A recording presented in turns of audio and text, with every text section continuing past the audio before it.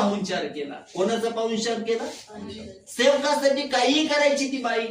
एवढा पाहुणचार करणारा, आदर आतिथ्य करणारी. ज्यावेळेस तिला त्या ठिकाणी आलिशाने म्हटलं आम्ही तुमच्यासाठी काय करावं, त्यावेळेस ती काय म्हणते माहितीये का? काही करायची गरज नाही. त्यावेळेस त्या दासाने सांगितलं तिला पुत्र नाही. आलिशाने तिला अभिवचन दिलं आणि देवाने पुढच्या वर्षी तिला काय दिला? पुत्र दिला.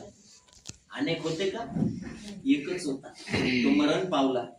आणि ज्यावेळेस मृत्यू पावला ती बाई उठली, तिने गाढवावर खोगीर घातला आणि आलिशाला भेटायला निघाली. त्या विश्वासाने गेली. नवऱ्याने विचारलं कुठं चालली? आज शब्दात नाही, चंद्रदर्शन नाही, कुठं चालली? ती म्हटली काही चिंता नाही, मी जाऊन येते.